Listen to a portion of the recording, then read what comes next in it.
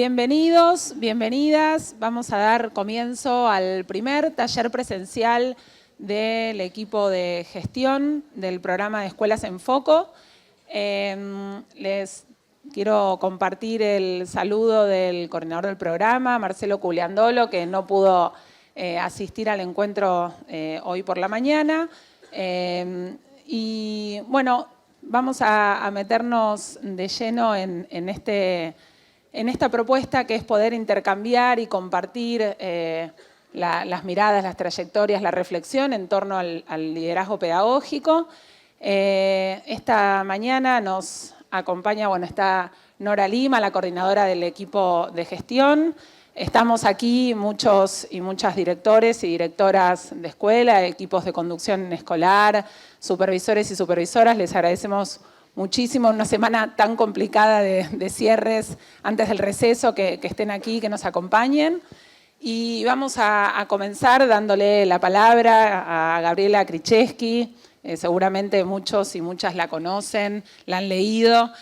Nos acompaña hoy para dar este taller. Ella es especialista en educación, es licenciada en educación y magíster y doctora en gestión educativa, y es directora de escuela también, así que va a acompañarnos, gracias Gabriela, para llevar adelante este intercambio y estas reflexiones. Así que te doy la palabra, Gabriela, muchas gracias. Muchas gracias, buenos días a todos, a todas.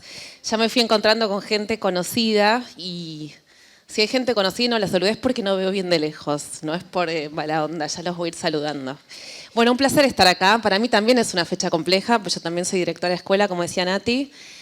Tengo a mis 600 alumnos y a mis 100 docentes a los míos. ¿Vieron? Uno habla así. En la escuela, un gusto estar acá. Quiero contarles que hace 2 días hicimos en la escuela, después les cuento por qué, hicimos un grupo focal, un focus group con adolescentes de más o menos entre 15 y 18 años. Y les preguntamos qué es para ellos un buen docente, qué es un buen profesor. Bueno, y dijeron muchas cosas que suponíamos que iban a salir, ¿no? La gente, los docentes apasionados, el que prepara sus clases, el que permite que se debata, se discuta. Pero hubo uno que dijo algo que me llamó mucho la atención y dije, yo me voy a quedar con esta frase. Uno dijo, el buen docente es el que te hace soltar el celular. Ese es el buen docente. Pareció genial la frase, ¿no? La imagen de el que te hace soltar, abrir la mano y soltar el celular, ese es el buen docente. Es muy difícil que un adolescente deje el celular, es muy difícil que los directores dejemos el celular. Entonces yo no voy a discutir y a pelearme hoy con el celular porque seguramente no le voy a ganar, pero lo que les quiero proponer hoy, porque es muy difícil pensar nuestras escuelas cuando estamos en las escuelas, es muy difícil porque tomamos millones de decisiones todo el tiempo, minuto a minuto. Entonces este espacio es muy valioso, pero no porque esté yo acá hoy adelante, me toca estar a mí, o por los temas que vamos a hablar, que sí, para mí son interesantes, importantes, para la escuela de maestros lo es, sino porque ustedes hoy tienen estas 2 horas tan valiosas para estar con colegas, para pensar, para llevarse ideas. Entonces aprovechen el tiempo. Yo sé que es difícil la tentación del celular y sé que hay urgencias todo el tiempo, insisto, lo sé porque soy directora de escuela, no porque me lo contaron, pero yo lo dejé ahí, dije de 10 a 12 no existo, no sé, arréglense. No pasa nada si lo atendemos todo el tiempo. Bueno, para entrar en calor vamos a hacer lo siguiente. Primero les voy a contar un poquito. Nosotros vamos a hablar de liderazgo pedagógico, de climas de confianza, de construcción de planes de mejora, de comunicación. Vamos a hablar de todas estas cosas. Un poco les cuento el guión del espacio. Vamos a empezar a hablar de liderazgo pedagógico, de planes de mejora y hago una aclaración, nota al pie muy importante. Como nos conocemos con muchos de ustedes, con muchas y muchos de ustedes ya nos vimos en otros canales y hace muchos años, algunos me conocieron incluso con panza. Yo sé que hay temas que por ahí para ustedes no son absolutamente novedosos y que hay cosas que por ahí ya escucharon o ya leyeron, otros que no. La idea es que volvamos sobre algunos temas, no porque no se sepan, sino porque es importante volver a escucharlos, porque uno mismo no está siempre en el mismo lugar, ¿no? Y pensando en las mismas cosas. Entonces decía, vamos a hablar de liderazgo pedagógico, de planes de mejora, de la confianza relacional como estrategia de liderazgo, como estrategia de mejora y de la comunicación. Vamos a terminar hablando de la comunicación, de la producción de sentido, de la construcción de narrativas. Y para empezar, y para entrar un poquito en calor, la idea es la siguiente. Les vamos a repartir ahora unas fotocopias con 6 frases. 6 frases. Y ustedes con esas 6 frases tienen que hacer 2 cosas. Primero, pensar quién puede haber dicho cada frase. ¿Sí? Si lo dijo un supervisor, una supervisora, un directivo, un docente, el secretario, la secretaria, un alumno. Puse 7º grado, pero ustedes pueden elegir la edad que quieran. Un padre, una madre. ¿Sí? Eso es lo primero. Y lo segundo es, o mejor dicho en simultáneo, porque por ahí lo van a tener que hacer en simultáneo, es ¿de qué están hablando? Esas 6 frases, ¿a qué remiten? ¿Qué nos están diciendo? ¿Sí? Son 6 frases distintas, dichas por 6 agentes diferentes, pero todos están hablando de lo mismo. Bueno, eso mismo, la idea es que ustedes puedan pensar qué es.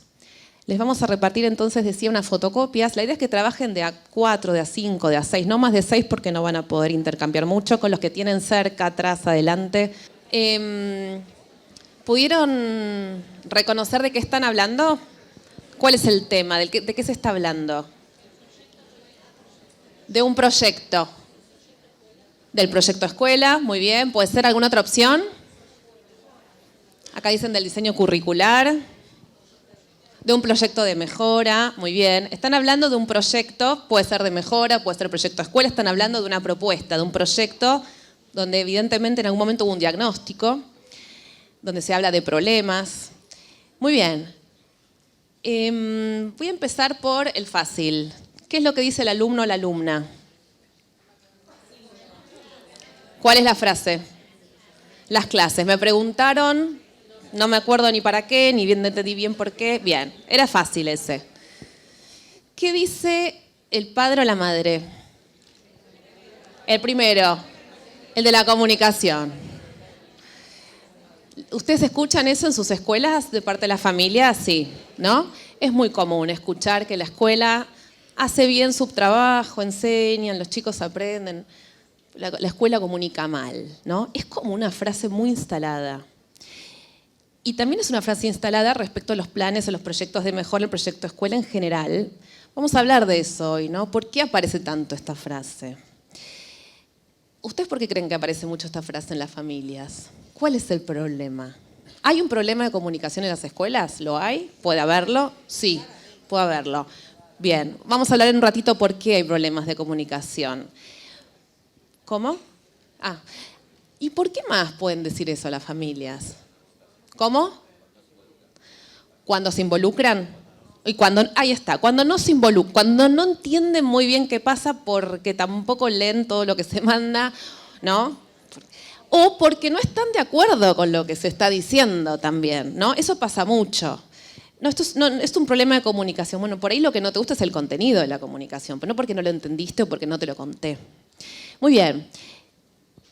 Ahora se pone un poco más difícil. ¿Qué dice el docente? Alguien que lea la frase.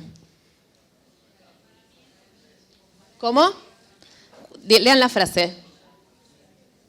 Fuerte, fuerte. Para mí ese no es el problema de base. ¿Están de acuerdo con que esa es la frase del docente? Muchos dicen que sí. ¿Otra? Y otra dice, ojalá funcionen esta vez las estrategias. ¿Están de acuerdo? Y dicen que sí. Estaban entre esas dos. O sea, cualquiera de las dos podría ser puede salir de la boca de un docente. Ojalá esta vez funcionen las estrategias. ¿Y por qué dirías un docente? Porque nadie le preguntó, porque hay historias pasadas de estrategias que no funcionaron, ¿no? Muy bien. Y también podría decir, no acuerdo con el diagnóstico. O porque eligieron, hay que hacer esto. Mira, este es el problema, esta es la estrategia, anda, chao. Y dice, bueno, para mí eso no es el problema, ¿no? Y también porque otros nos involucran, entonces por las dudas dicen que no están de acuerdo. Por las dudas, ¿no? Aunque tampoco tienen muy claro qué es lo que dice el proyecto o el plan. Bien. Y el supervisor, acá hay muchos supervisores. ¿Qué dice el supervisor, la supervisora? ¿Qué dice? ¿Qué dice el 4? El proyecto me parece muy bueno. Es importante que todos se sientan involucrados. O sea, ¿qué está mirando la supervisión escolar? El involucramiento, el compromiso. O sea, es alguien que leyó, obviamente, el proyecto y lo que dice es, está muy bien, ojalá que la gente se sume, ¿no? Muy bien. Nos falta el secretario, la secretaria, el director, la directora. ¿Le fue fácil esa discriminación en las frases? No, fue difícil. Algunos dicen que sí, otros que no. ¿Qué dos frases quedan? La que dice, es importante que todos se comprometan, ¿no? ¿Quién podría decir eso? El director, la directora, ¿no? O sea, vamos a comprometernos. Sería bueno que nos comprometamos. Comprométanse, por favor, dice, ¿no? Y el secretario, la secretaria, de alguna manera apoya, ¿no? Esa frase con una frase similar. ¿Correcto? Bueno, estas frases, que son frases que escuchamos en las escuelas y que a ustedes seguramente les sonaron bastante conocidas, son frases que se asocian mucho y que aparecen mucho, y son palabras, es un vocabulario, son conceptos que aparecen mucho vinculados a la mejora escolar, ¿no? El involucramiento, el compromiso, la idoneidad, la estrategia, el diagnóstico, los problemas. Nosotros no nos vamos a meter hoy en esta charla con cuestiones metodológicas o procedimentales de la mejora escolar. Hay mucho escrito sobre eso, pero no vamos a hablar de eso. Vamos a hablar del lado B. Vamos a hablar de otras cosas, ¿no? De cuáles son los problemas o las razones por las que muchas veces planes de mejora no funcionan o fracasan o quedan en el medio, ¿no? Hay un señor que seguramente todos ustedes conocen, habrán leído, que es Michael Fullan, que es un académico canadiense, que es un experto en mejora escolar y en muchos otros temas, pero básicamente en procesos de cambio y mejora escolar. Y hoy quiero que empecemos este espacio con dos frases de él que son muy potentes. La primera dice así: hay tres razones interrelacionadas que explican por qué la mayor parte de la planificación en relación a la mejora escolar fracasa. O es muy teórica, eso que está escrito, eso que está pensado es demasiado teórico, o no tiene en cuenta el contexto, la cultura institucional, las condiciones de esa escuela, y a veces, además, o si no también, resulta muy seductora y diríamos, incompleta, ¿no? Es muy habitual, o por lo menos yo veo también en la universidad, la construcción y la elaboración de planes de mejora escolar que están muy bien hechos, que están bien escritos, que están bien pensados, que hay coherencia, ¿no? Entre el contexto que uno lee, el problema, la estrategia, y sin embargo, llevado a la práctica, eso después por alguna razón no funciona, o por varias razones no funcionan. Entonces, hoy vamos a hablar un poco de eso, ¿no? O sea, ¿qué tenemos que pensar y qué tenemos que hacer como directivos para que esas ideas que tenemos, que por lo general son muy buenas, efectivamente funcionen y produzcan los resultados que queremos que se produzcan, ¿no? Otra frase en ese sentido de Michael Fullan, que es para mí maravillosa, dice que el cambio educativo, la mejora escolar, es técnicamente simple y socialmente complejo. O sea, este es el problema que tiene la mejora escolar. No porque no se nos ocurran buenas ideas o procedimientos, o porque no tengamos claro muchas veces dónde están los focos problemáticos en nuestras escuelas. A veces tampoco lo tenemos muy claro, quiero decir, vamos a hablar de eso también, pero en general sí, uno conoce su escuela, conoce a su equipo docente. El problema es que la mejora es muy compleja desde el punto de vista humano, desde el punto de vista político. Y de eso vamos a hablar hoy. Esa es un poco la invitación. Voy a empezar a pasar diapositivas y a explicar algunos conceptos. Pregunten, sugieran y comenten, y si no, al final vamos a igual dejar un espacio para discutir y debatir, como dirían los adolescentes, que les encanta que las clases se discute y se debata. Bueno, ¿qué entendemos por mejora escolar, ¿no? Y cómo asociarlo con un liderazgo pedagógico? Primero, sabemos que la mejora no se puede imponer. Uno no le puede decir a nadie, ni a un docente, ni a un directivo, ni a un jefe de departamento, ni a un coordinador: bueno, ahora hay que mejorar, ahora vamos a hacer las cosas distintas, ¿no? Es muy difícil que una persona cambie su práctica, su hábitus, ¿no? Diríamos, porque alguien se lo pide o porque alguien lo obliga. No funcionamos así las personas. Sería muy fácil que funcionáramos así, pero por suerte no funcionamos así, ¿no? Entonces, lo que sabemos es que pensar la mejora escolar implica pensar primero las condiciones institucionales que tenemos y las que necesitamos desarrollar para que ese plan funcione. Es decir, yo tengo que poder saber quiénes son mis docentes, ¿no? ¿Por qué están en esta escuela? ¿Qué vienen a buscar? Más allá de que trabajan y por supuesto cobran un sueldo, y no hablo de eso, ¿no? Digo, ¿qué los une a la institución? Si los une algo, qué vínculo tienen con sus directivos, etcétera, etcétera. ¿Quiénes son mis estudiantes? ¿No? ¿Qué historias de mejora o qué historias de fracasos de planes de mejora hay en la escuela? Eso es una pregunta fundamental que hay que hacer, ¿no?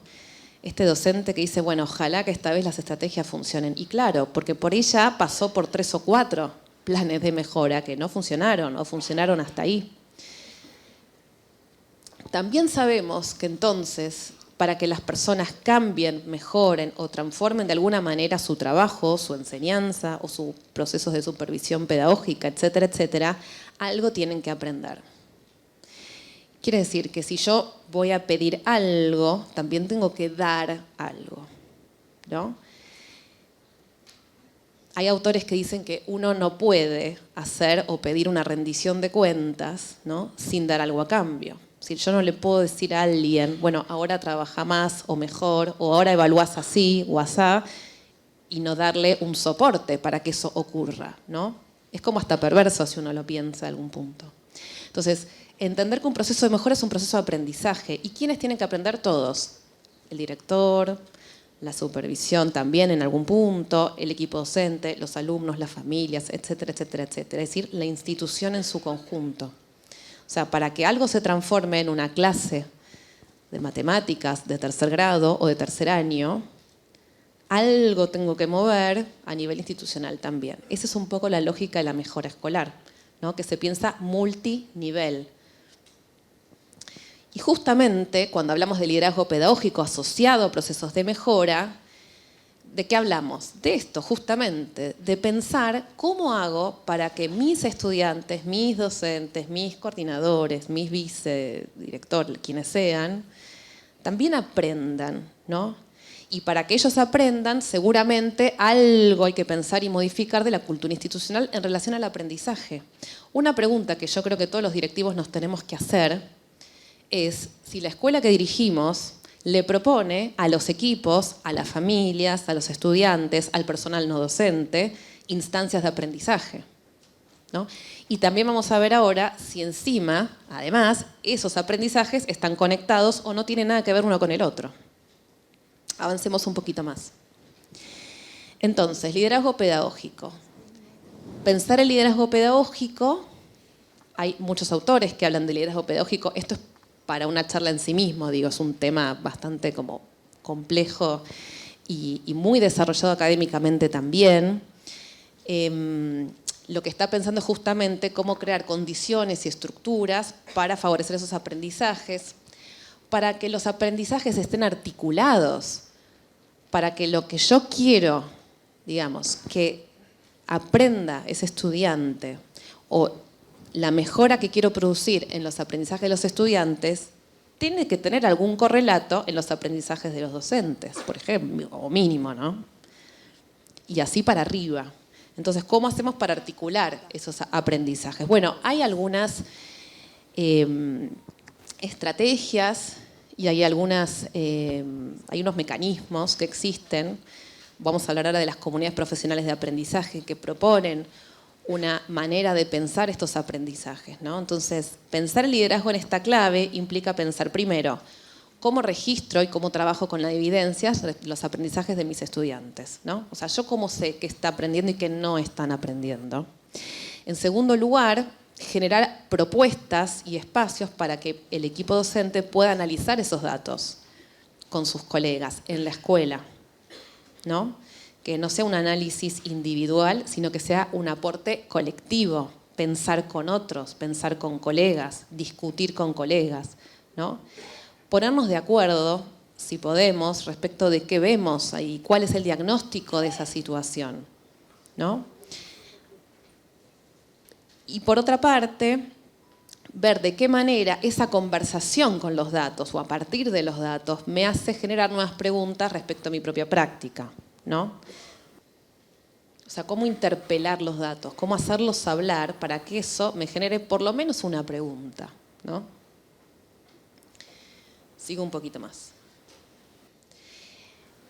Entonces, este tipo de estrategias lo que generan o lo que intentan generar y lo que uno busca como directivo, ¿no? Es que los docentes no digan, estos chicos no saben leer porque el año pasado no aprendieron o porque el docente del año pasado no sé qué o faltó mucho, ¿no? Y el problema siempre lo tiramos para atrás o al nivel anterior, muchas veces también, ¿no? Entonces, la idea es que todos y todas somos responsables de los aprendizajes de todos los estudiantes de esta escuela.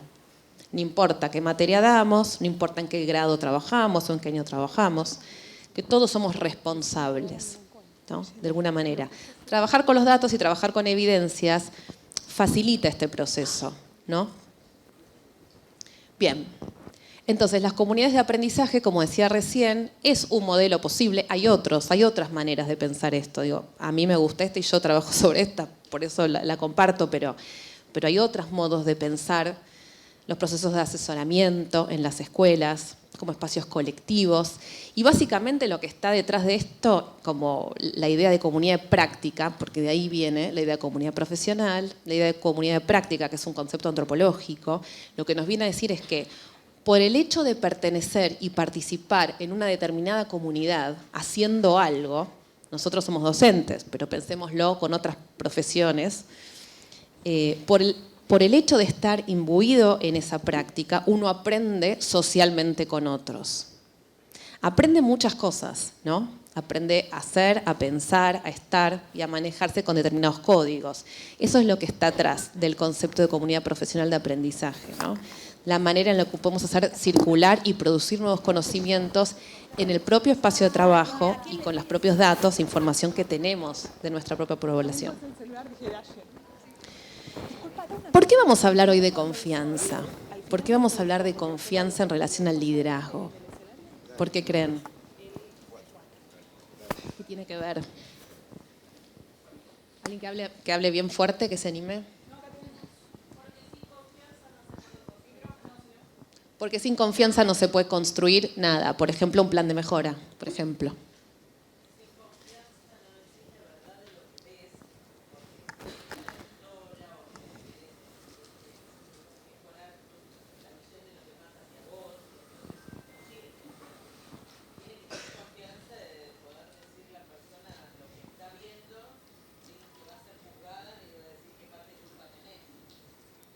Muy bien. Quiero tomar una palabra muy clave que dijo acá la colega, dijo, hay que tener confianza, ¿no?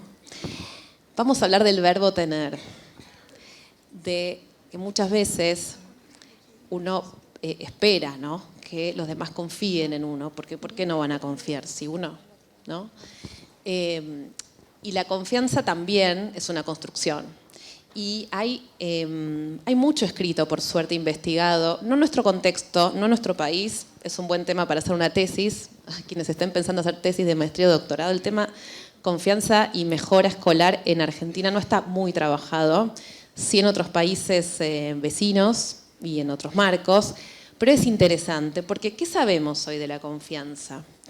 Sabemos dos cosas, ¿no? Primero, insisto con esta idea, que muchas veces los planes de mejora no fracasan necesariamente por su contenido, por lo que dicen explícitamente, por sus intenciones. Fracasan muchas veces por el contexto en el que están y por la falta de pensamiento estratégico sobre ese contexto. Y el tema es que en escuelas con objetivos complejos, y uno diría, bueno, todas las escuelas tenemos objetivos complejos, pero no todas las escuelas estamos siempre en un mismo estadio, en un mismo nivel de desarrollo institucional. Digo, hay escuelas que pueden estar en momentos más ligados a la supervivencia, ¿no? Con matrículas por ahí de alumnos muy bajas. Hay escuelas que están en momentos más estables, ¿no? Que tienen una buena imagen. Hay escuelas que son altamente demandadas. Digo, tenemos de todo. Lo que sabemos es que las escuelas con problemáticas, vamos a decir, severas, necesitan, sobre todo esas escuelas, pero insisto, todas las escuelas, una gran interdependencia, ¿no? Nosotros necesitamos de los otros, sobre todo para hablar de los problemas y sobre todo para resolverlos. Es decir, algo tiene que pasar a nivel red profesional y red vincular para que podamos sostener esos procesos. Y sabemos también que las escuelas que tienen niveles de desarrollo de confianza muy altos, les va muy bien en este sentido, ¿no? Les va muy bien frente a los planes de mejora, les va muy bien en términos de resultados de aprendizaje de los alumnos. Y la confianza en los últimos, ya hace varios años se empezó como a medir, ¿no? ¿Cuál es el nivel de desarrollo de confianza en una escuela? ¿En qué medida confían o no, por ejemplo, los docentes en sus directivos, los directivos en sus docentes, las familias en los docentes? Bueno, imagínense toda la red, ¿no?, que uno puede armar para ir a mirar. Y también se empezó a delimitar cuáles son los factores de confianza y qué significa confiar puntualmente. Vamos a entrar un poquito ahí. Hago una aclaración para quienes quieran profundizar sobre el tema. Anthony Brick es un americano que trabaja mucho el tema de la confianza en las escuelas. Hizo una investigación muy, muy grande hace muchos años en Chicago con muchísimas escuelas en zonas muy vulnerables. Y ahí fue a estudiar la confianza. Esa señora es, un apellido medio impronunciable, peor que el mío ese. Shannon Moran es una australiana que también estudia esto.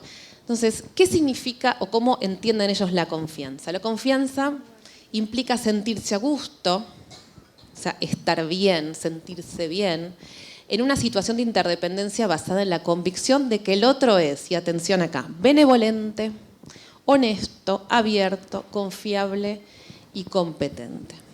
O sea, básicamente lo que estudia esta gente es, en un contexto social donde uno trabaja con otros todo el tiempo, colegas, estudiantes, pares, autoridades, uno siempre está expuesto en algún punto a un cierto nivel de vulnerabilidad. Uno es vulnerable siempre, digo, en una relación humana, en nuestras vidas también, ¿no? Siempre uno es vulnerable respecto del otro. El punto es qué nivel de vulnerabilidad podemos sostener y cuán vulnerables nos sentimos o cuán no vulnerables nos sentimos en determinada situación. Digo, pensemos en procesos de mejora. Si yo tengo que abrir mi realidad, mi aula, mi clase y mostrar mis problemas, lo que no estoy logrando, necesito un mínimo contexto de confianza para poder hacer eso, porque si no, no lo voy a poder ni pensar. Digo, hay escuelas que no pueden pensar hoy en hacer eso. Entre otras cosas por falta de confianza, ¿no? Avancemos un poquito más. ¿Qué es la confianza relacional? ¿Cómo se entiende esa confianza en relaciones humanas? ¿Cómo lo entienden estos académicos? Bueno, primero esa confianza justamente se construye en el tipo de relaciones. O sea, es como si uno pusiera un microscopio y va a mirar cómo son las relaciones entre las personas que trabajan o que viven en mi escuela. ¿Cómo son esas relaciones? ¿No? ¿Cómo son esos intercambios? Y fíjense qué interesante que la confianza se construye en la coherencia, por ejemplo, entre lo que yo digo y lo que yo hago, ¿no? En las expectativas que tienen los demás de lo que yo estoy proponiendo y si yo cumplo con mi palabra. Si yo digo, vamos a hacer esto, ¿no? Entonces son esas palabras y esas acciones las que van construyendo la confianza relacional. Y esas interacciones simples, cotidianas, la del día a día, las que pasan todo el día en la escuela, que a veces el contenido de las conversaciones puede ser hasta muy,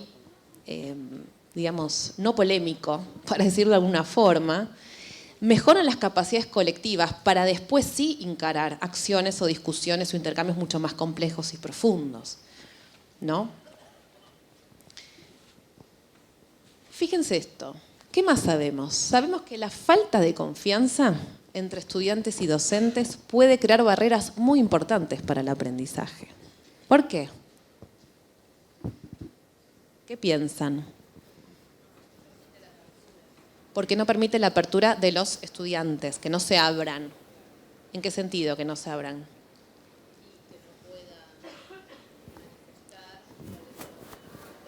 Que no pueden manifestar inquietudes, sus problemas, lo que les cuesta. ¿Qué más? Que no puedan disociar el contenido de la materia con ese docente que no les cae bien o no les gusta. Interesante. ¿Qué más?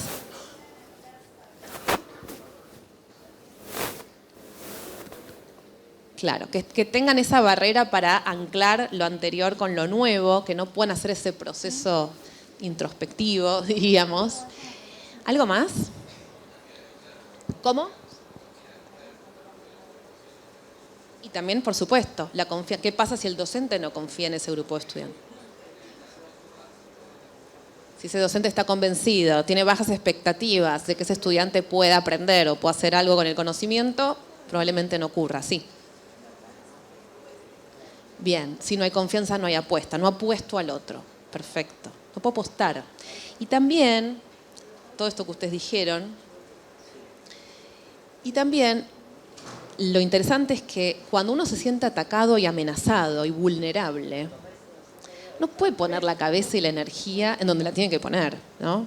Pero esto nos pasa a nosotros en la vida real. Digo, si uno, no sé, no está bien con su pareja y no puede planificar un viaje, no se puede, es imposible. Bueno, imagínense eso llevado al aula, ¿no? Digo, cuando esto no existe, es muy difícil hacer ese trabajo profundo que decían, ¿no? Bueno, conectar las nuevas ideas con mis ideas previas, decir lo que me cuesta. ¿Cómo vamos a hacer eso si estoy todo el tiempo pensando que el otro me quiere hacer algo malo o que piensa algo feo de mí? ¿No? Muy difícil. Muy difícil. José Weinstein es un autor, un académico chileno, fue ministro de Educación en Chile hace muchos años, y él tiene 3 metáforas interesantes, ¿no? Sobre la confianza y trabajando sobre estos autores que les comenté antes. Él dice, la confianza es como un pegamento, ¿no? Que permite que la escuela esté cohesionada. O sea, cuando hay un alto nivel de confianza en la escuela, nos sentimos mucho más cercanos. También dice que es como un lubricante para que fluyan los intercambios y las relaciones transparentes, de apoyo, de solidaridad mutuas, es decir, para que uno pueda decir lo que piensa, ¿no? Sin sentir que va a ser juzgado o atacado por lo que piensa, por ejemplo.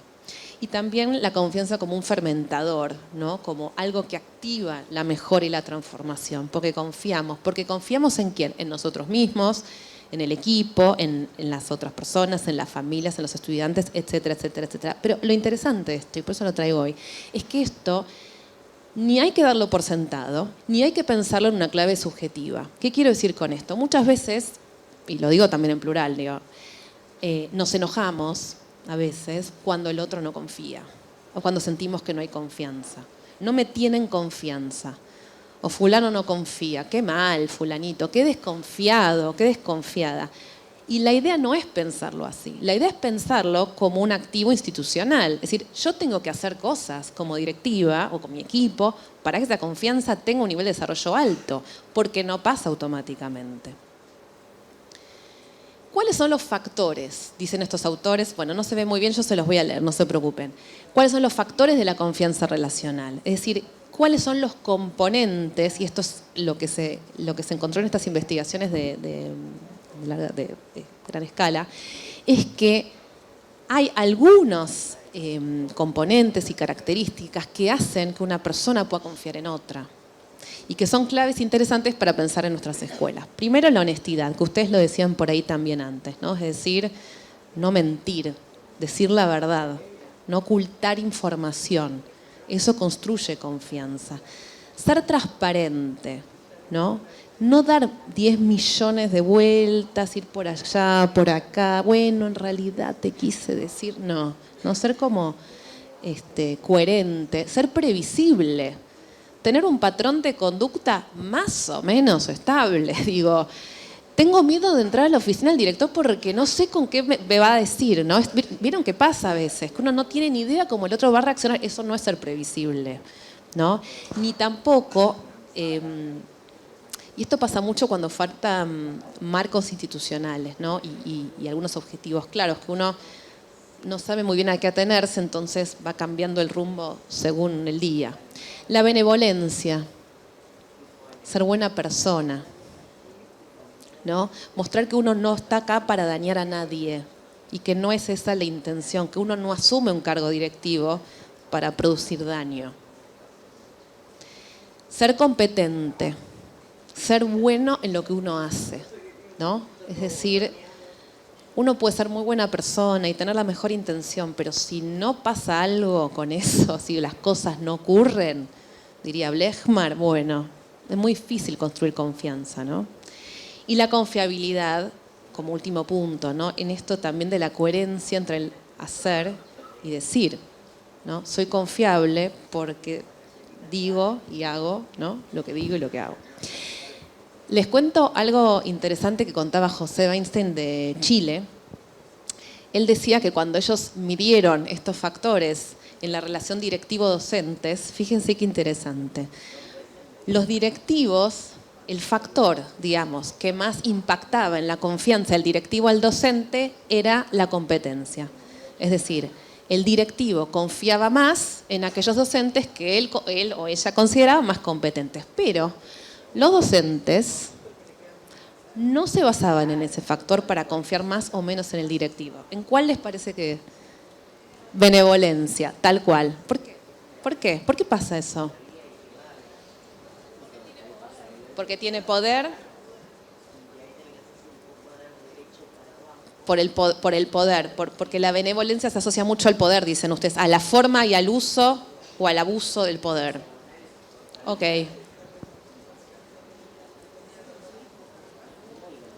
Sí, como que el docente busca contención y por eso valora la benevolencia, ¿no? No le importa mucho si el directivo tiene algo interesante para decirle sobre su práctica, llevado en lo digo exageradamente a propósito, ¿no?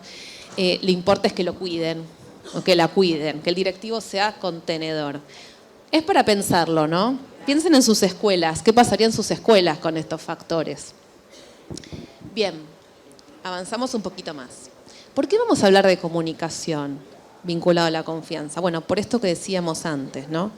La manera de transmitir, ser transparente, ser honesto, comunicar. Ahora, no es comunicar de cualquier forma y decir cualquier cosa, ¿no? No es estar comunicando todo el tiempo, todo lo que se hace, lo que no se hace, no se trata de eso, ¿no?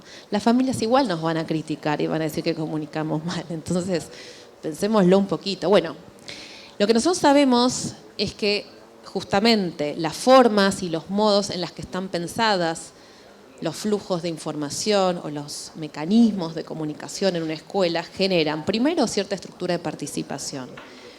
La calidad y la cantidad de información que se difunde en una escuela habilita o no determinados espacios de participación, ¿no es cierto? Bien, y a su vez eso genera una determinada cultura también de confianza, ¿no? ¿Cuánto puedo participar? ¿Cuánto me cuentan? ¿Cuánto no me cuentan? ¿Hasta dónde puedo entrar? ¿Hasta dónde no?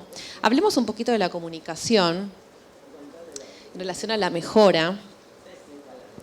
¿Nosotros qué sabemos hoy?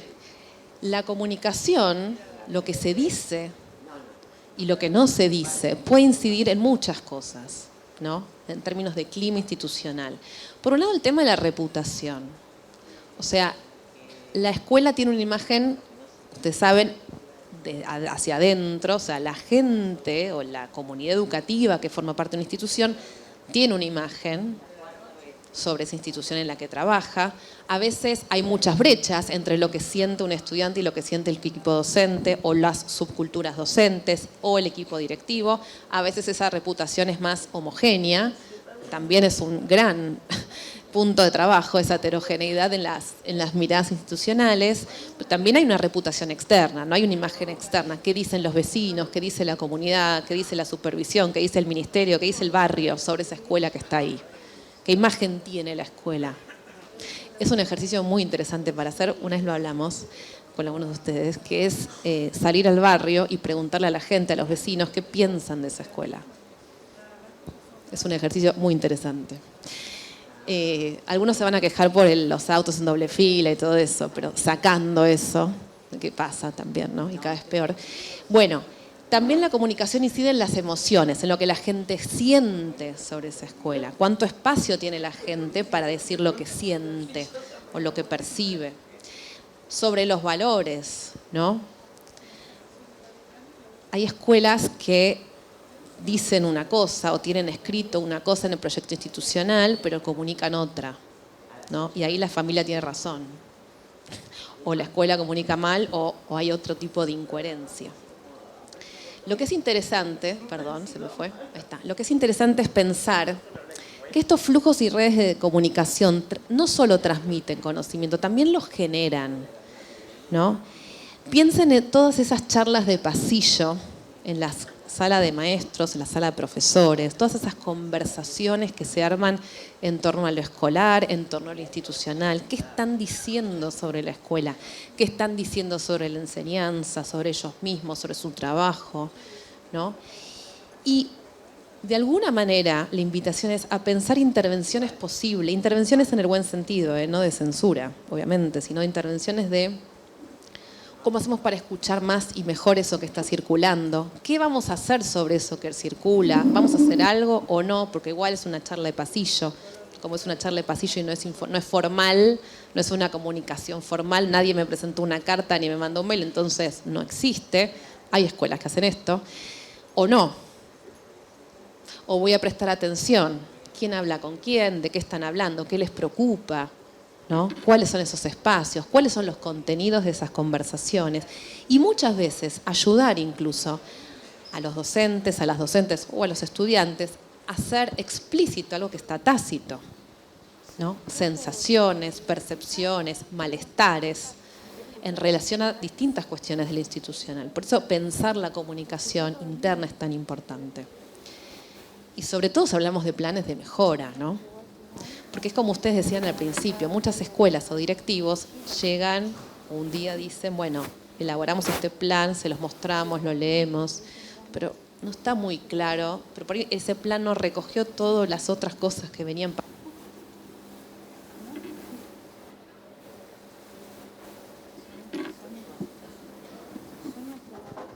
Y ahí. Bien, pero viste que no toqué, porque no toqué nada, yo les juro no fui. Bueno. Cuando hablamos de comunicar,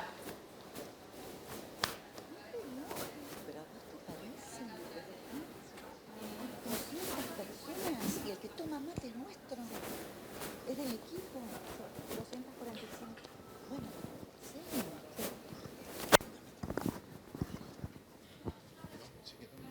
Se quedó sin batería. Cambiale este.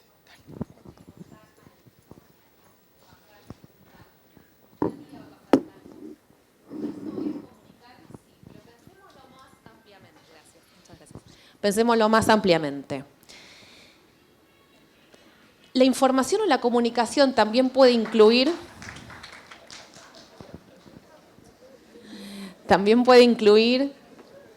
intenciones, sentimientos, juicios en el buen sentido, ¿no? de ser juzgado, pero sí sentir que uno como directivo o como docente puede contar lo que le pasa y lo que siente o lo que le preocupa sin tenerlo resuelto, o las preguntas que uno se hace, ¿no? También informar y comunicar es eso, es contar eso, es contar la trastienda, no dar el producto empaquetado cerrado, ¿no? Informar y comunicar también es eso. Y cuando voy a dar datos, que sean precisos, que sean claros, que todos los puedan entender, que sean completos, ¿no? Si voy a mostrar datos, muestro todos los datos. Digo, miren, esto es lo que tenemos. No sé bien qué hacer con todos estos datos, pero estos son los datos que tenemos y los que somos, ¿no? La diferencia, esto, bueno, se habla mucho en comunicación efectiva, la diferencia entre describir e interpretar, ¿no? No es lo mismo decirle a alguien, sos una persona agresiva, estás siempre enojado, que decirle a alguien. En general veo que cuando entras a la escuela, no sé, no saludás, pateas una silla o estás mirando siempre para abajo. O sea, no estoy juzgando, no estoy poniendo mi interpretación, aunque la tenga, porque por supuesto que la tengo, pero no le transmito mi interpretación, le transmito una descripción, ¿no? Trato de no interpretar ni juzgar, de describir una situación y ver qué le pasa al otro con eso y le hago una pregunta. Trato de ser lo más clara posible para no producir distorsiones, ¿no? Que es un gran riesgo de la comunicación, que tenga una audiencia de 10 personas y cada uno entendió algo distinto. Bueno, tratar de que eso no pase y tomarse tiempo. Comunicar bien lleva tiempo, lo sabemos, y no solo a las familias, lo digo en general, ¿no? Pensar la comunicación, pensar qué quiero decir y cuál va a ser la forma de decirlo. A todas las audiencias que tengo por comunicar. Que no sea todo mail, o no siempre todo es mail, o nota en el cuaderno, o llamado telefónico, cuándo es una reunión, cuándo es un plenario, cuándo es una reunión de claustro, etcétera, etcétera. Pensarlo un poquito, pensar el timing también. ¿Cuándo es el mejor momento? ¿Ya, ahora, mañana? Bueno, espera. ¿No? Esto que nos pasa con las familias también, trabajar el tiempo de demora, decirle a alguien, mira, hoy no te puedo atender, dame 2 días que aparte quiero entender lo que pasó con tu hijo o con tu hija. Bueno, hacer lo mismo con la propia comunidad educativa, no salir corriendo, ¿no? Bien, y quiero ir cerrando esta parte más conceptual, más teórica, con esta idea de la producción de sentido y la narrativa del cambio. ¿Por qué? El gran desafío de los procesos de mejora, los procesos de cambio, es que el sentido que le vamos a dar a esa mejora o ese cambio es colectivo, pero también es personal. Fullan trabaja esto muy bien. Él dice, cada persona se acerca a un proceso de mejora, un proceso de cambio, digo, institucional en este caso, pero podríamos pensarlo también a título personal, por su propia historia, por sus propios intereses, ¿no? El cambio tiene distintos sentidos. Y si yo tengo un equipo docente de 50 personas y probablemente tenga 50 sentidos distintos, y cada uno, por su propia biografía, por su propia trayectoria, por su propio momento de vida, etcétera, etcétera, etcétera, se va a vincular distinto con ese plan que le estoy proponiendo. Y se va a vincular distinto con los problemas de aprendizaje, con las estrategias. Y al mismo tiempo, porque trabajamos en escuelas, tiene que haber un sentido que sí sea colectivo. ¿Qué representa este plan de mejora para nosotros en este momento en la escuela? ¿Qué sentido le vamos a dar? ¿Qué narrativas vamos a construir? O sea, ¿qué queremos decirnos a nosotros mismos, a nuestros estudiantes, a las familias? ¿Por qué este plan va a funcionar y los anteriores no? ¿Qué cambió? ¿No? Pensar la narrativa y el sentido, que por supuesto está muy asociado al plan en sí mismo, a la estrategia, al diagnóstico y a todo lo que ya sabemos que incluye un plan de mejora. Pero es más profundo que eso, ¿no? Y entender, no sé, que si tengo un 70% de docentes que se están por jubilar, por ejemplo, para decir algo, o tengo docentes todos nuevos en la escuela, la mayoría acaban de entrar. Bueno, ese es el mejor momento para anunciar el plan. ¿Qué tengo que hacer antes? ¿Qué sentido, ¿no?, le dan esos docentes a esa escuela en ese momento? ¿Qué sentido tiene para ellos estar ahí en ese lugar? Entonces, la propuesta es que pensemos esa narrativa como parte de la planificación estratégica, ¿no? Que sea parte de lo que tenemos que pensar e idear con nuestros equipos, ¿no? ¿Qué sentido tiene? Hay escuelas, muchas veces, que, digamos, en general, las escuelas que están, como decíamos antes, en momentos más de supervivencia o en situaciones más complejas, a veces, no siempre, encuentran una narrativa como más heroica, ¿no? O más sencilla en el sentido de, bueno, es esto o es esto, o nos hundimos o flotamos.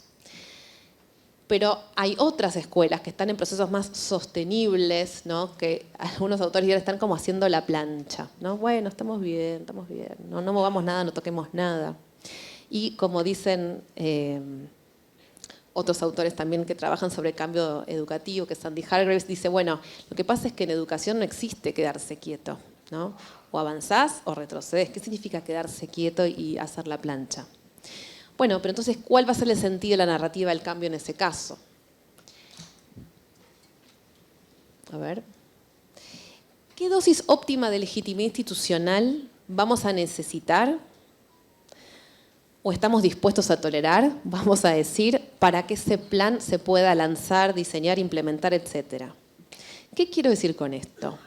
El 100% de mi equipo se va a subir al barco y va a decir, sí, vamos, todos juntos, con compromiso. Bueno, no, es muy difícil, por ahí sí pasa, ¿eh? Digo, yo nunca lo vi, pero puede pasar, que el 100% del claustro acompañe. Bueno, ahora, yo sí tengo que pensar que tengo que tener un mínimo, y cada escuela definirá el suyo, cada equipo de conducción definirá el suyo, de cuál es esa dosis que necesito para decir, ok, tengo gente que me acompaña y voy, ¿no? ¿Qué trabajo previo hice para eso? Hablé con algunos, hablé con algunas, les pregunté, le digo, a ver, ¿cómo te suena esto? ¿Vos qué opinás? ¿No? Bueno, todo ese trabajo micropolítico hay que hacerlo. Y también pensar, como parte de la propuesta y de la planificación, qué niveles de participación voy a proponer, ¿no? Todos van a participar de la misma forma, algunos más, algunos menos, cada uno va a elegir. ¿Qué escalas de apropiación del proyecto puedo presentar? Es decir, entender que no todo el mundo puede comprar el paquete entero, digamos, pero hay gente que con algún aspecto del proyecto, del plan, sí puede decir, ah, esto me gusta, esto está bien, en esta sí. Entonces, también pensar que hay mucha diversidad en la forma de vincularse con un proyecto de mejora, con un plan de mejora, y que está bien, que no está mal, que no nos frustremos, a eso voy, ¿no? Ustedes se tienen que ir de acá sintiéndose bien, optimistas.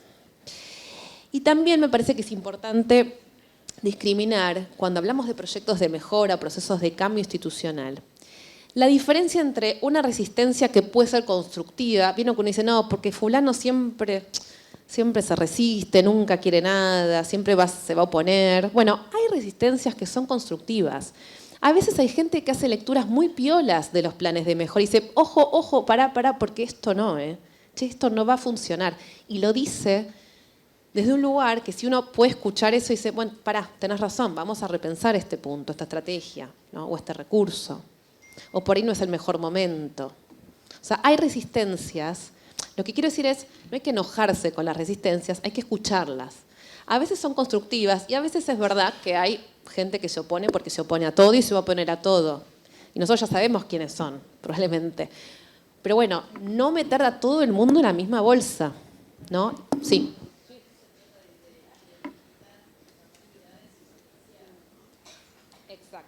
Claro, ¿cuál es el nivel de desarrollo, la zona de desarrollo próximo, diría Vygotsky, ¿no? ¿A quién, si lo acompaña un poquitito, por ahí necesita acompañamiento, porque solo no lo va a hacer, ¿no?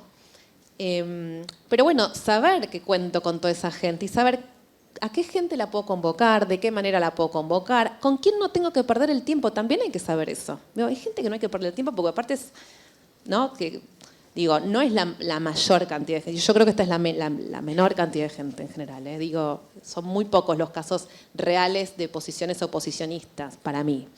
Hay mucha resistencia constructiva, hay mucho de esto en las escuelas y a veces nosotros mismos nos ubicamos en esa posición y no lo son. Entonces, hago la aclaración porque me parece que es importante el comentario.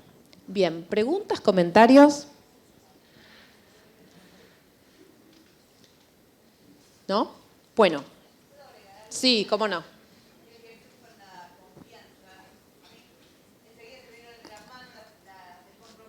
Sí.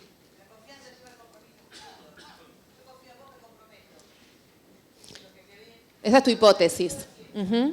Sí, que el compromiso está muy ligado a la confianza, ¿no? Porque confío en que la intención es buena, porque aparte la intención está bien instrumentada, es competente, ¿no? Yo acuerdo, también creo que como el cambio es incómodo en general, los cambios son incómodos para las personas más allá de las escuelas, ¿no? a veces, bueno, hay gente que quería, que, no importa, no me quiero meter en un debate que, no, pero los seres humanos, digo, la gente que estudia, y no es mi caso en absoluto, pero la gente que mira más desde la neurociencia dice, el cerebro humano le cuesta el cambio, o sea, le cuesta cambiar un hábito, ¿no? Nos cuesta cambiar hábitos. Entonces, ¿cómo hacemos institucionalmente para acompañar esos cambios, ¿no? Sí, sin duda la confianza, porque uno cuando atraviesa un proceso de cambio se expone, hace ensayo y error y algo va a salir mal, siempre. Digo, siempre algo va a salir mal. El punto es que nadie te juzgue, ¿no? No sentirse observado por eso, sino que forma parte de la propuesta, sí. La media viene recibiendo muchos cambios seguidos de políticas educativas. Entonces, como gestión es muy difícil a veces seguir pidiendo que se cambien. Más los profes de mi generación que vivimos la nueva escuela secundaria, la nueva escuela del futuro, la nueva... La verdad que está fantástico, pero también hay que entender eso. Y ahora cambiamos de gestión, tuvimos 10 años con una gestión y ahora vienen a que nosotros lideremos otro cambio. Realmente se está haciendo, como vos dijiste, a veces para que no nos vayamos frustrados, pero hay cierta frustración porque si vos ves en un eje de tiempo, realmente sufrimos muchos cambios en menos de 10 años. Sí, Graciela Frigerio tiene una frase maravillosa, ¿no? Que ella dice, bueno, igual, no, digo, agregando este punto, dice, cómo las escuelas reforman las reformas, ¿no? Que digo, cada escuela hizo algo o hace algo distinto con esa misma normativa. Digo, uno tiene experiencias como muy diversas, escuelas que, digamos, hicieron cosas muy distintas, incluso escuelas que, digamos, desarrollaron esos cambios más profundamente y otros que no, otros que no. Entonces, yo creo que el punto es, más allá de de la reforma, de la política educativa como algo, digamos, sí, más macro, me parece que el punto es qué hacemos las escuelas con eso, ¿no? Es decir, y qué diálogo establecemos con eso y qué condiciones tiene cada escuela para hacer algo con eso, ¿no? Porque, insisto, la idea es poder conversar sobre las condiciones institucionales, es decir, hay cambios que les quedan muy grandes a algunas escuelas y que les quedan muy grandilocuentes y ambiciosas, porque si yo tengo en una escuela, por ejemplo, yo siempre doy el mismo ejemplo, pero porque es verdad, que yo conocí una escuela que el director nos hablé con el vice, y bueno, la verdad, y sí, te queda enorme. O sea, entonces, no, bueno, pero entonces si uno sabe que y uno creo que lo hace intuitivamente, no es que las escuelas no lo hacemos, lo hacemos no siempre estratégicamente y no siempre explícitamente, pero uno tiene como una escala de prioridad, decir, ¿para dónde empiezo? O sea, ¿no? ¿Por dónde voy a empezar? A mí lo que me parece interesante como planeamiento estratégico es que uno siempre puede elegir, porque siempre se puede elegir, aunque digan que no, siempre se puede, yo creo, la puerta de entrada a un proceso de cambio. A veces esa puerta está, digamos, más dibujada de afuera, ¿no? Por la política educativa, y a veces no. Y a veces uno la va desdibujando, o la redibuja, o la cambia, o le cambia el picaporte, o arma la propia. Y a veces esa propia puerta que uno arma, después terminan dialogando con esa política educativa. El punto es por dónde empezamos, ¿no? Y entender que no se puede todo junto, nunca, no se puede todo junto, pero que por algún lado está bueno empezar. Sobre todo por esta metáfora que a mí me parece maravillosa de que no se puede estar quieto. No, estamos bien, nos quedamos así. Independientemente de lo que le diga la política, es muy, aparte no se puede, es imposible, ¿no? Como educadores pensar así. Entonces, bueno, sí, dale. Por eso me parece muy importante la construcción del sentido, ¿no? El cambio está asociado a una necesidad y cuando yo trabajo en esta narrativa de construir el sentido de este cambio, identificar mi necesidad, ahí la política educativa cobra otra carne en la institución. Como vos decías, cobra una carne propia. Para algunos con mayor profundidad, hacia un lugar, hacia el otro, pero cobra carne propia a partir de la construcción del sentido. Y clave en el director es esto que también nos dice Fulan, esta idea de que el director es el gran conciliador de los sentidos personales. Claro. El director es el que permite entramar estos sentidos personales en un sentido colectivo que le dé carne a ese cambio. Claro, tal cual. Esa es otra metáfora linda, ¿no? De pensar cómo hacemos para incluir esos sentidos. Hoy que hablamos de, por suerte, ¿no? Y está muy instalada la diversidad en términos de aprendizajes, por ejemplo. Bueno, también pensar la diversidad de sentidos. ¿Qué sentido tiene para mí? ¿Qué sentido tiene para él? ¿No? Y dialogar con eso, ¿no? Con lo interno y con lo externo también, ¿no? Y ver, yo creo que es un arte hacer esto, digo, esto no se puede, no hay una receta para hacer esto, pero ver si hay algo de lo que está afuera, como política educativa o afuera, digo, entendido más ampliamente, si hay algo que a mí me sirva, pero a partir de un diálogo interno primero. Siempre hay que empezar por casa, siempre, siempre, ¿no? Eso ya lo sabemos, que el cambio empieza, que el centro del cambio es la escuela. Entonces, lo que pasa es que hay escuelas que tienen más claro cuál es el foco, cuál es el problema, o qué cosas hay que resolver, y otras escuelas que no. Y entonces ahí, ¿qué hace la política educativa? Sería la pregunta, ¿no? Con esas escuelas que no lo tienen todavía tan claro. ¿Cómo entra y dialoga la política? Ese es el arte de la política, debería serlo, ¿no? Por lo menos. Sí. ¿Alguien decía algo por acá? El autoconocimiento de la figura de liderazgo.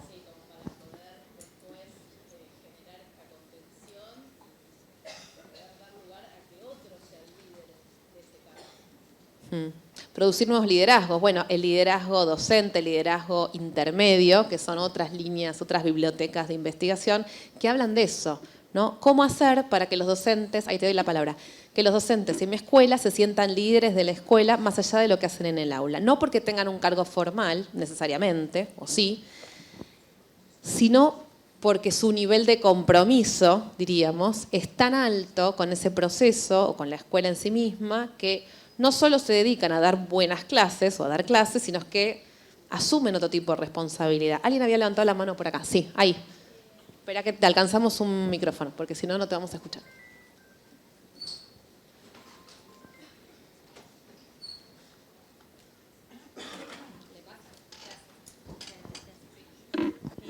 No, referido al mismo que estabas hablando de un poco los condicionamientos del sistema o de la política que nos llega, ¿no es cierto? Que en este sentido ahora estamos viendo un cambio porque la propuesta puede estar más contextualizada a las necesidades propias institucionales y se plantea esta idea de trabajar colectivamente con los docentes, pero hay ciertas cosas que en los últimos años han venido más en un plano de bajada de línea, que uno trata de recrear, adaptar a la realidad institucional para lograr negociar, acordar con el docente para que se sienta también motivado. Porque uno mismo no está del todo convencido de llevar adelante determinadas cosas con las que no acuerda del 100%. No sé si alguno habrá pasado. Respecto a algunos aspectos de la política educativa en los últimos tiempos. Entonces, ese trabajo es también el de construir, digo yo, la narrativa. Una que primero la tenemos que crear nosotros para convocar al resto, adaptada a nuestra realidad, ¿no? Yo creo que en este sentido se ve un cambio ahora en esta gestión, que es abrir el juego, por lo menos acá lo estamos abriendo, con los directivos para que podamos compartir propuestas y pensar desde nuestras instituciones con la autonomía propia de cada realidad. Si bien desde supervisión siempre hubo mucho apoyo, ¿no? Pero me parece que desde la política ahora se está percibiendo, y ojalá así sea, un pequeño cambio.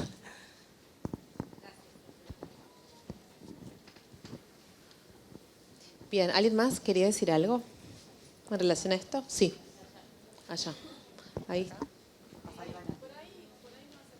Ah, hablas fuerte, dale.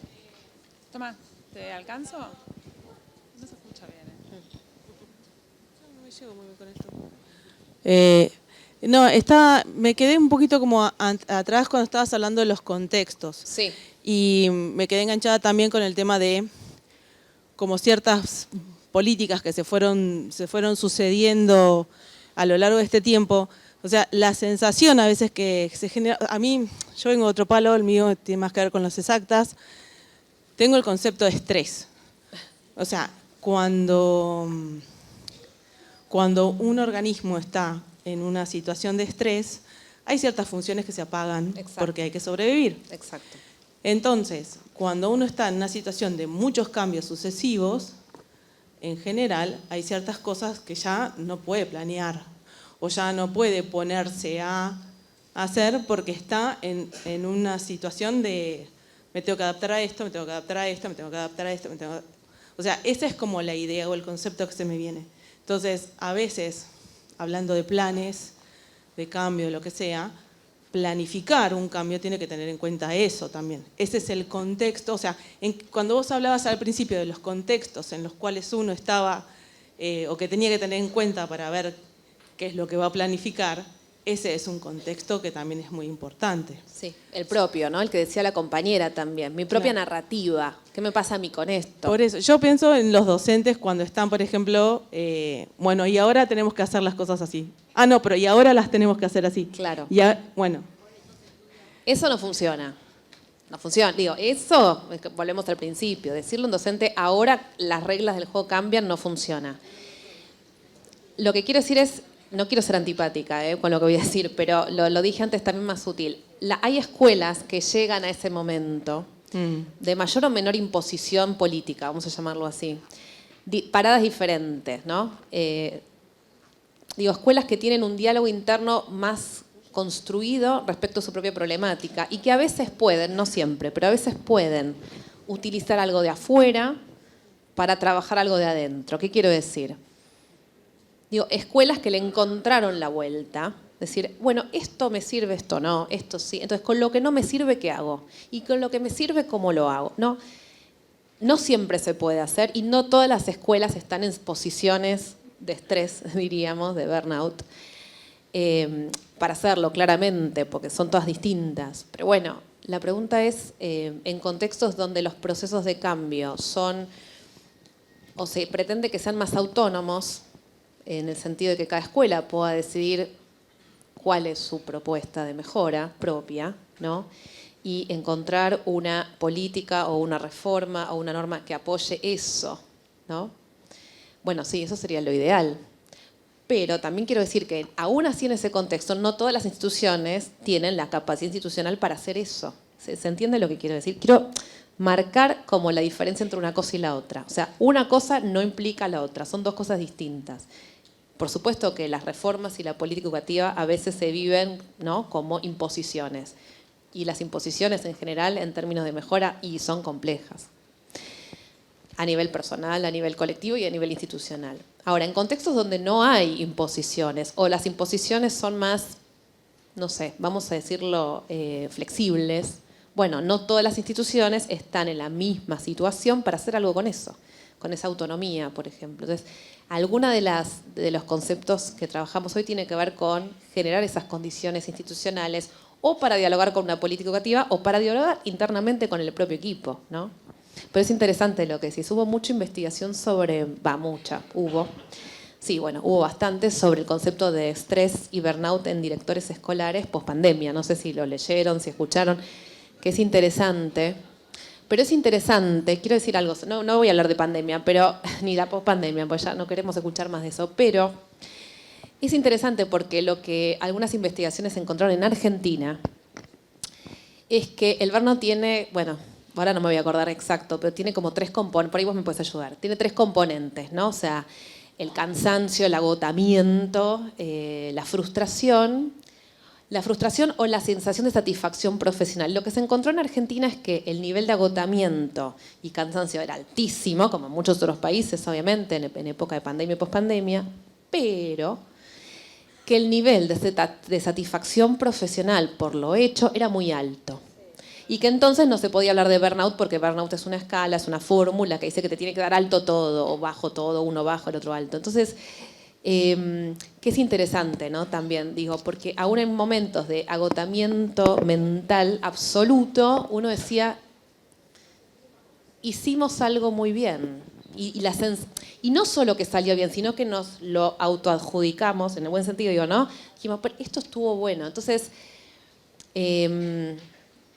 digo para pensar lo que nos pasa con las presiones en general, no con la política educativa, no estoy hablando de eso ahora. Digo, algo con... Bueno, no hay que vivir así, ¿no? Obviamente, agotado, estresado, no estoy diciendo eso. Lo que digo es, la satisfacción profesional fue muy alta, ¿no? Como que pasaron cosas interesantes. Sí. No, yo quería volver al tema que traían con respecto a los procesos y a los tiempos, ¿no? Y al sentido de cada institución. Y un poco desde la propuesta de la línea de enfoque está esta intencionalidad que sean los procesos y los tiempos de cada una de las instituciones.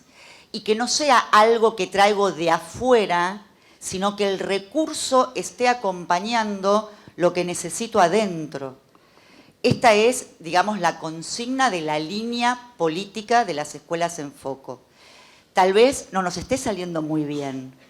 Tal vez estemos en este proceso que venimos conversando con los supervisores de asentar el programa, de empezar a, entre todos, decodificar esto. Porque si bien la ciudad tiene un montón de trayectoria y de muy buena trayectoria en formación, esta es una formación que pone al formador en otra posición. El formador no va con un libreto de antemano. El formador va a construir con ustedes. El formador de gestión, el formador de lengua y el formador de matemática. Y encima, desde la gestión, pretendemos que la construcción de sentido sea colectiva y que los problemas se aborden de manera institucional. Esto es nuevo para nosotros como formadores. Encontrar las herramientas que faciliten el proceso de aprendizaje institucional. Los formadores generalmente estamos más acostumbrados a dar clase y esto no se trata de dar clase. Entonces, por eso digo y subrayo, estamos, tal vez todavía no nos esté saliendo muy bien, pero la intención no es presionar, la intención no es imponer de afuera hacia adentro, sino construir de adentro hacia afuera. Y es tiempo y proceso de aprendizaje mutuo, porque no es que, y lo digo con mucha humildad, no es que no seamos profesionales en nuestro campo o en nuestra tarea, pero estamos aprendiendo a posicionarnos como profesionales formadores desde otro lugar. Entonces, acá hay una tensión, y ya te doy la palabra, hay una tensión entre no quedarnos en la conversación de qué necesitas y darle sentido, darle herramienta para una construcción conceptual potente a medida de la institución y no dar clase. Estamos en ese péndulo que no resulta sencillo, ni para ustedes ni para nosotros. Allá me piden la palabra. Voy. Sí, yo mientras Nora sube las escaleras despacito para no caerse. Quiero decir también que a veces las propuestas que vienen de afuera de la escuela, a veces en algunas instituciones, por lo menos instalan preguntas que las instituciones no se hacen. Algunas instituciones las hacen solas y otras no. Entonces también uno tiene que siempre decir, bueno, de esto, a mí, ¿qué me está sirviendo como inspiración? ¿Me sirve, no me sirve? ¿Tomo esto, no lo tomo? Digo, pero uno conversa con eso, sí. ¿Qué tal? Buenos días. Hace poquito salió una nota con una metáfora interesante, la leí en Infobae, que decía que cuando un director se estornuda, toda la institución se resfría. Esa era la metáfora, cuando un director estornuda, toda la institución se resfría. Y me llevé para reflexionar que necesitamos trabajar en dos cuestiones. Primero, la prevención. Necesitamos que ese estornudo no llegue a una pulmonía en un director. Y lo que está pasando hoy en día es que las situaciones que se viven en las escuelas no tienen un primereo. Muchas no se pueden prevenir por cómo están irrumpiendo. Entonces el director no para de estornudar, estornudar, estornudar. Y la escuela no para de resfriarse, resfriarse, resfriarse. Y por otro lado, no tenemos un botiquín importante. El botiquín que teníamos antes, en estos tiempos, no nos está sirviendo. Necesitamos anclarnos en otro tipo de botiquín y en otro tipo de prevención, para que ese estornudo no llegue a una pulmonía, ¿se entiende? Y para que el resfrío de los docentes tampoco. ¿Se entiende la metáfora que estoy queriendo compartir? Bueno. Vamos a buscar todos la nota del Infobae. Bueno, nos quedan muy pocos minutitos. Yo les quiero proponer un ejercicio, último ejercicio, y vamos cerrando con esto, y retomando un poco lo del principio. Nosotros empezamos trabajando con frases, ¿no? Y tratando de descifrar quién suele decir qué cosa en las escuelas en relación a los proyectos, los cambios y los planes de mejora. Entonces la idea ahora es volver a la propia institución. Me parece importante, insisto con esto que dije al principio, este es un tiempo para que ustedes puedan pensar sus escuelas, no para que me escuchen a mí solamente, ¿no? Sino para que vean qué les pasa a ustedes en sus escuelas. Entonces, la idea es que ahora hagamos el ejercicio inverso, ¿no? Y que pensemos, o que tratemos de pensar estratégicamente, si nosotros armamos proyectos de mejora, de cambio, de transformación o como quieran llamarlos, qué nos gustaría que sientan y qué nos gustaría que digan los miembros de nuestras comunidades educativas. Entonces les propongo un ejercicio así para ir cerrando, ¿no? Esto es un ejemplo, pero ustedes pueden armarlo de otra forma. Pensemos en los docentes, en nuestros docentes, en nuestros y nuestras docentes.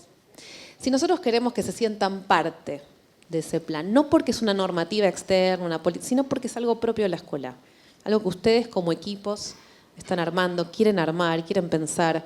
¿Qué les gustaría? Perdón, ¿ustedes quieren que los docentes se sientan parte, que se sientan comprometidos, que sientan, esto sí, esto va a funcionar? ¿Qué tendríamos que hacer, ¿no? Como estrategias, y por eso dejé esas 4 cajas vacías. ¿Qué tendríamos que hacer nosotros estratégicamente para que eso ocurra? Las estoy invitando a pensar los proyectos de cambio y de mejora con una óptica distinta. En general, cuando pensamos planes de mejora, empezamos con el diagnóstico, las evidencias, ¿no? Todo esto. Vamos a pensarlo distinto hoy. Vamos a tratar de pensar distinto. Porque si no, nunca llegamos acá. Y ese es el problema, ¿no? Y la construcción de narrativa empieza, a mi criterio, por acá, ¿no? O sea, quiero que sientan que son parte de esto, pero quiero que lo sientan en serio, porque quiero que en serio ese plan sea de todos, ¿no? Y que sea una construcción colectiva, ¿no? Y que se comprometan. Bueno, eso no va a pasar si no hacemos algo para que pase. Entonces, en este ratito que nos queda, les propongo, pueden hacerlo individual, de a 2, de a 3, de a 4, de a 8, como quieran. Algunos vinieron en equipo, algunos están con la supervisión escolar, para que lo pensemos unos minutos antes de cerrar, ¿sí? ¿Alguna pregunta sobre esto? Sí.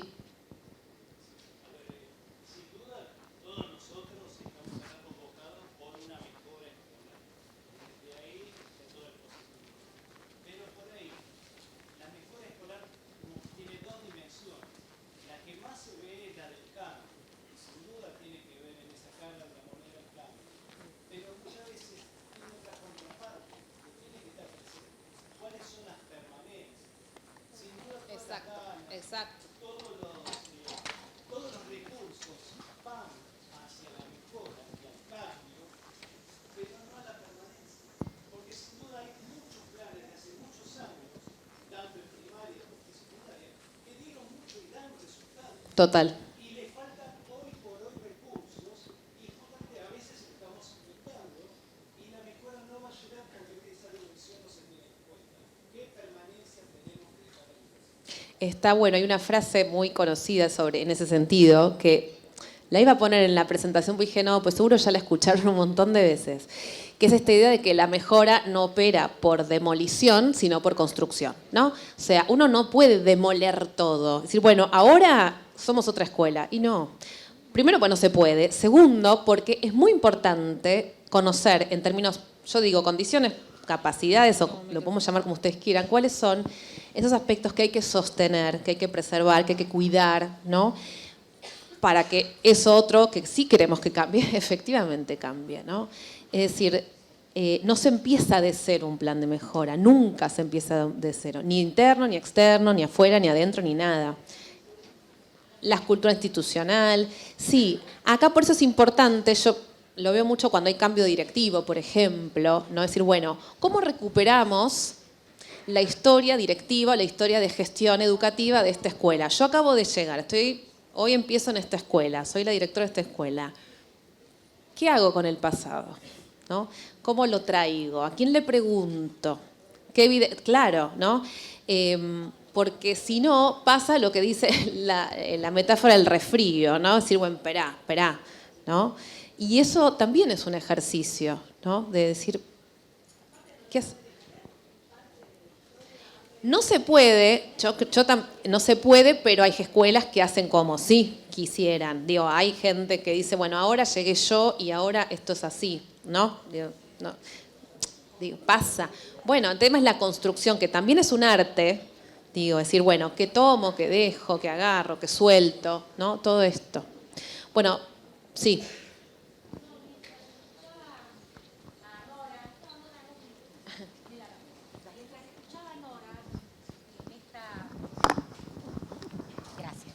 Mientras escuchaba a Nora en esta diferencia de rol que ella está diciendo, ¿no? de función del capacitador, que es una diferencia muy importante, porque una cosa es dar clase y otra cosa es tomar lo que dice, lo que pasa en cada una de las instituciones y con eso acompañar. No estaba pensando, y ahora lo uno a lo que estabas diciendo vos también, que qué importante que es, y tal vez es una de las primeras cuestiones que tienen que aparecer ahí, es la capacidad de escucha. Una capacidad de escucha, ejercitar esa capacidad de escucha desde el capacitador, que va y puede escuchar. Ayer estaba en la de lengua y pensaba lo mismo. Esa capacidad de escucha para escuchar qué es lo que pasa. Y sumado a lo que decías vos, que muchos directivos o supervisores llegan a un lugar y creen que son fundantes de esa gestión. Y el lugar, yo soy supervisora jubilada y yo siempre les decía a los directores, la escuela existía antes que vos llegaras y lo que tiene que pasar ahí adentro, lo que vos llegás a la escuela, el proyecto de la escuela, no es el guardapolvo que llevas de una escuela a otra, sino que el proyecto se conforma dentro de la escuela. Entonces me parece que una de las primeras cosas que se necesita para poder instalar de alguna manera o empezar a tomar alguna de las cuestiones para un plan de mejora es la capacidad de escucha. Me parece que es importante que el capacitador escuche la realidad de la escuela y que trabaje a partir de ahí y no que quiera imponer, esto lo aclaró muy bien Nora, y que el directivo que está o el que llega, como decías vos recién, escuche gente, ¿cómo es esta escuela? ¿Qué pasaba acá? ¿Qué podemos hacer? Y que ese diagnóstico se pueda construir con la voz de todos, ¿no? Me parece que esta es una de las cuestiones. Hay una... Bueno, lo deben haber escuchado, pero la idea de la escucha activa tiene que ver con escuchar para comprender y no para responder. En general, las personas escuchamos muchas veces y ya estamos pensando que vamos a responder antes de que el otro termine de hablar. Si esto nos pasa en la vida, imagínense en las instituciones, con todas las cuestiones micropolíticas, macropolíticas, es decir, escuchar para entender y comprender y tomarse un tiempo también para escuchar. Que a veces uno tiene que escuchar y se va de la reunión y tiene que seguir pensando, ¿no? Somos presas de lo inmediato todo el tiempo, y ni hablar con las redes, los celulares, digo, pero hay que recuperar estos tiempos, porque si no va a ser muy difícil producir cambios, en general, ¿no? Es decir, espera, déjame pensar, ¿no? Sí, ¿alguien más quiere decir algo? Si no, sí, allá.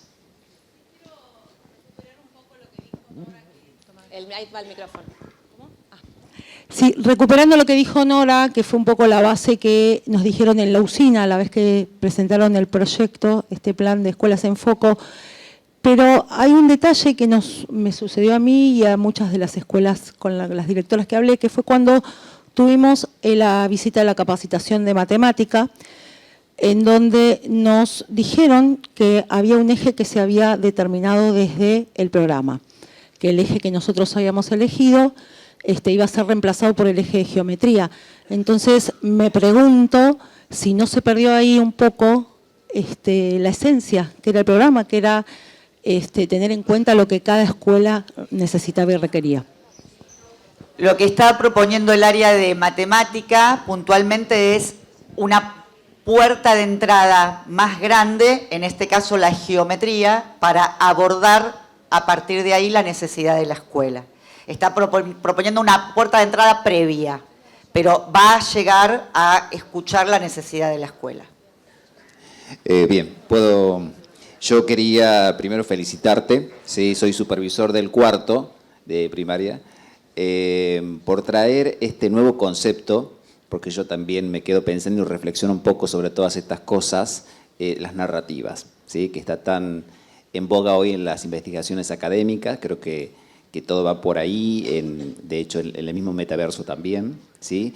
De dar una vuelta al sentido de lo que es la mejora escolar, de traer todo esto que dice Bernstein, Fewlam, en cuanto a la mejora. Creo que este es un primer paso, ¿sí? Esto que estuvimos escuchando hoy, un primer paso para volver a repensar y empezar a entender qué implica la mejora escolar en una institución educativa, ¿sí?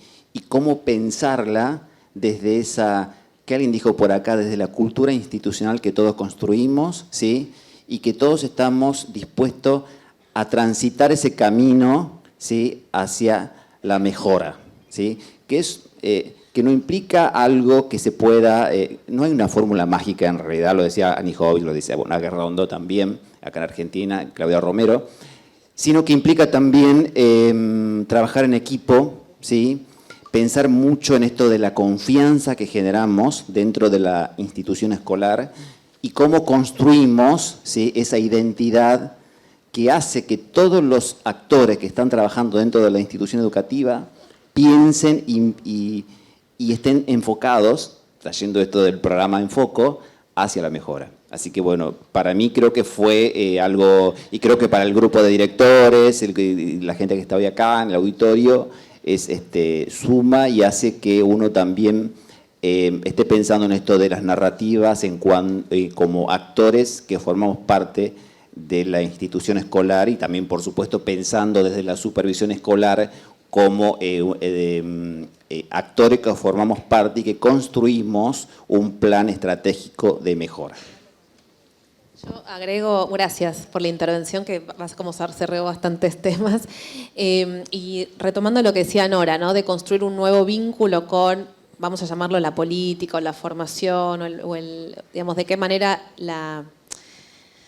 se apoya los esfuerzos de transformación, de cambio, de mejora de las propias escuelas, ¿no? Y cómo se escucha a las escuelas. Bueno, es un ejercicio que hay que hacer. Y por eso es importante que las escuelas tengan una claridad respecto de qué van a pedir también, que no es tampoco tan sencillo, no nos es tan sencillo. A mí me pasó la semana pasada, de hecho, con la de JEP, digo, cuando a uno le preguntan, bueno, pero vos entonces, ¿qué harías? ¿Qué propondrías? Ah, bueno, esperá. O sea, también es una novedad para nosotros, digo, como directivos, ponernos en ese lugar y pensar qué necesitamos, qué vamos a pedir, qué vamos a demandar, ¿no? Y cómo nos pensamos en función de eso. Si les parece, quedan pocos minutos. No sé si quieren tomarse unos minutos para pensar algo en relación a esto. Y vamos cerrando, si no. Sí.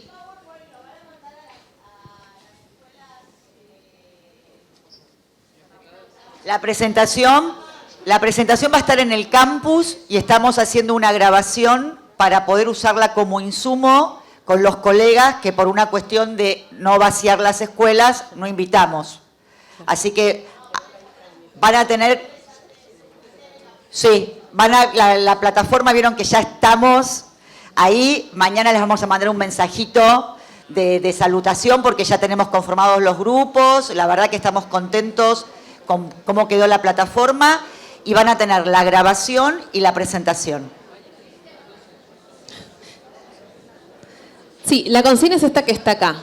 O sea, ¿qué pensarían o qué planificarían o qué estrategias utilizarían para que todos sean parte del plan, se sientan comprometidos, involucrados? Quiero recomendarles una serie que habla un poco de estos temas, que es muy buena, por ahí muchos ya la vieron, que no es sobre escuelas, sino es sobre educación, pero habla justamente sobre liderazgo, sobre la construcción de liderazgo, sobre cómo entender cuáles son los problemas, cómo trabajar cuando el contexto es extremadamente adverso. La serie se llama El Oso, ¿la vieron? Bueno, El Oso es una maravilla de serie, porque es una maravilla de serie porque es excelente, pero además, entre otras cosas, porque está bueno verla en esta clave también. O sea, disfrútenla, mírenla, relájense. Pero es muy interesante porque el protagonista tiene que hacerse un lugar de liderazgo y le cuesta mucho, ¿no? Y le cuesta un montón y es interesante ver cómo él va construyendo ese lugar en la cocina. No es una escuela, es una cocina, tiene planos cortos, es intensa, no es pochoclera, pero es muy buena y me parece una muy buena recomendación para cerrar la presentación y empezar las vacaciones. Recordanos, por favor, Gabriela, es receso invernal, y recordanos, por favor, la plataforma del oso, que no me acuerdo. No sé, porque ahora hubo muchos cambios de plata. Estaba en Star Plus, pero ahora Star debe Plus. estar en Disney, pues cambió. Pero si no, sí, ¿no? Se unificaron. El oso, mírenla, es muy buena. Bueno, cerramos entonces. Feliz receso. Muchas gracias. Que tengan un buen receso de invierno. Muchas gracias.